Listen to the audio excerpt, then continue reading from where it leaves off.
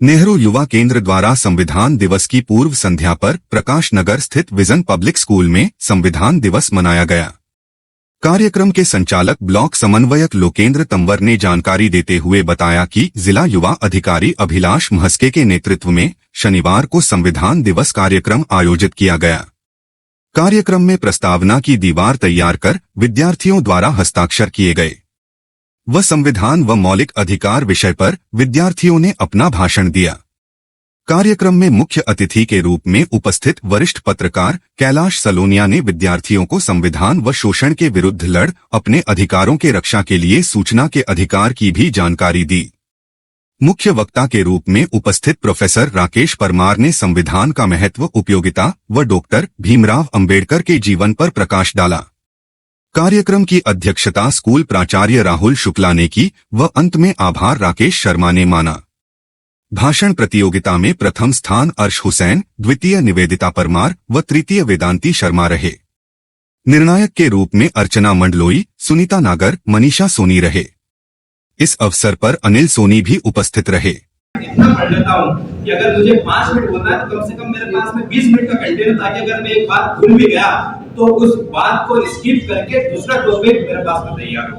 तो मैं चाहता हूँ कि एक तो इस सूत्र को आप अपनाएं। दूसरी बात है सूचना के अधिकार की। सूचना के अधिकार का एक वास्तविक अनुभव मैं आपको बताना चाहता हूँ कि जब मैं कॉलेज के अंदर पढ़ता था, जब एक सिंपल सी लड़की, बहुत ही सीधी सादी लड़की, क्योंकि कॉलेज के अंदर भी बहुत सारे छात्रों के राजनीतिक दल होते हैं, वो लड़की को मैं देखता था जब भी अगर कोई ज्ञापन प्रदर्शन होना या फिर कोई देना तो वो लड़की पीछे खड़ी रहती थी, लेकिन उसके मन से इच्छा नहीं थी। उपस्थित तो रहती थी वो शारीरिक रूप से, लेकिन मन की इच्छा उसके अंदर रहती थी। एक दिन मैंने उससे पूछ लिया, क्योंकि मैं कॉलेज के दिनों में भी एक्टिव था और कॉलेज के दिनों के अंदर भी मुझे इंटर्नशिप करने का मौका मिला नहीं दुनिया जैसे अखबारों के अंदर शासकीय कॉलेज के माध्यम से। मैंने उस लड़की से पूछा कि तुम यहाँ पे क्यों खुश नहीं हो या फिर जबरदस्ती क्यों कर रहे हो, तो उसने मुझे बताया कि फलाने छात्र नेता ने मेरा एडमिशन कराया है, तो अब मुझे उनके जो कार्यक्रम है उसके अंदर तो उपस्थित रहना आवश्यक है। मैंने बोला कि आपको कैसे पता चला कि उन्होंने आपका एडमिशन कराया? नहीं भैया, वो तो कह रहे थे मेरा एडमिशन बड़ी मुश्किल से हो रहा था तो उन्होंने कराया, तो अब जब तक मैं कॉलेज के अंदर रहूंगी तो मैं उनका साथ दूंगी।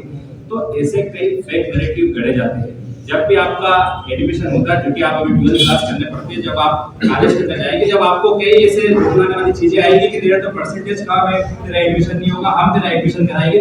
सूचना का अधिकार एक ऐसी ताकत है, मात्र 10 रुपए के कागज के ऊपर मैं समझता हूँ कि कोई कागज है और कागज का अगर सत्ता अगर हिल जाती है या फिर कलेक्टर जैसा या राज्यपाल जैसे बड़े अधिकारी अगर आपके घर तक आ जाते हैं, तो वो है सूचना का अधिकार। सूचना के अधिकार के अंदर मैं समझता हूँ कि बहुत ही सीमित चीजें के अंदर बात की गई, तो कई बार सूचना के अधिकार के अंदर एक प्रावधान होता है कि तत्काल आपकी सूचना मांगते हैं, जिसका एक समुदाय के ऊपर जनसेवा के रूप में अगर प्रभाव पड़ता है, क्योंकि जिला सुनने से कई बार इस चीजों को उपयोग करा है। इसका एक उदाहरण है कि वाटर फिल्टर प्लांट वो प्रदूषित था, जब तत्काल 24 घंटे के भीतर पूरे प्रशासन को इन्होंने वहां पे लाके एकत्रित करा।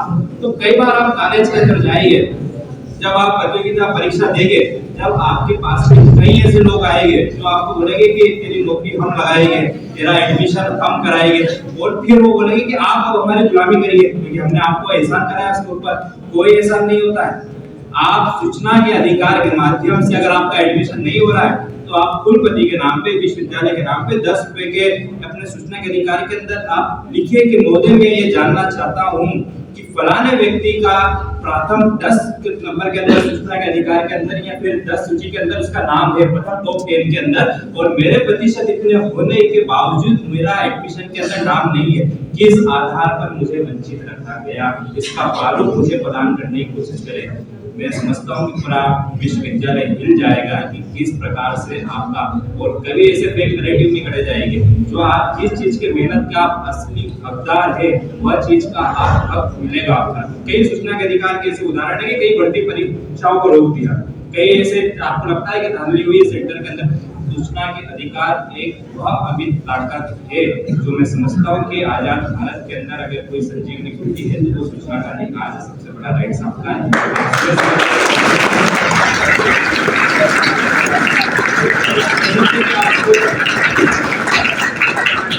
और कहीं भी आपको अगर परेशानी आती ये सूचना का अधिकार का उपयोग किस तरह किया जाए। तो मैं समझता ही नहीं और पूर्ण आश्वस्त होकर मैं इस बात का आपको वचन देता हूँ कि कैलाश सलोनिया जी जैसे व्यक्ति के द्वार आपके लिए 24 घंटे खुले थे। आप कभी भी आपको इस शिकायत मिलती है तो आप उसे मार्गदर्शन प्रदान कर सकते हैं। कार्यक्रम के अंतिम की ओर पुरस्कार वितरण की ओर हम आगे बढ़ेंगे।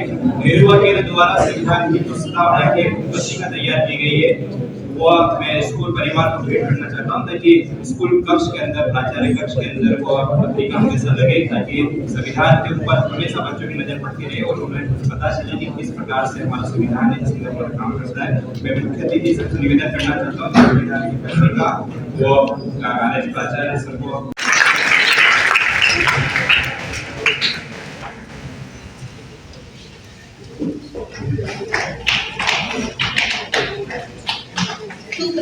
माननीय उपस्थित अतिथिगण, प्राचार्य, शिक्षकगण एवं मेरे प्रिय साथियों, मैं सुंदराचार्य आज पूर्व संविधान दिवस के उपलक्ष्य में देश के संविधान को सच नमन करते हुए आप सभी का हार्दिक अभिनंदन करती हूँ। कानून की दलील है, स्वतंत्रता की ये मील है। कानून की दलील है, स्वतंत्रता की ये मील है। कर्तव्य है, अधिकार है, विचारों का अंबार है। स्वराज इसी से है, स्वराज इसी से है, इसी से वतन महान है। यह मेरा संविधान है, यह मेरा संविधान है। देश कभी भी 26 नवंबर 1949 के दिन को नहीं भूल सकता, क्योंकि यह वह दिन है जो भारत के इतिहास के पन्नों में सुनहरे अक्षरों में छपा हुआ है।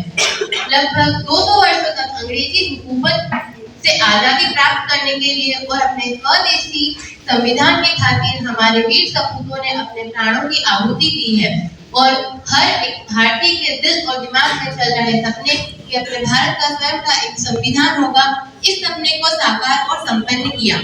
हमारे संविधान को बनने में लगभग 3 वर्ष लगे, 2 वर्ष 11 महीने और 18 दिन। और 26 नवंबर 1949 को देश के संविधान सभा में वर्तमान संविधान को विधिवत रूप से अपनाया, लेकिन इसे 26 जनवरी 1950 को लागू किया गया।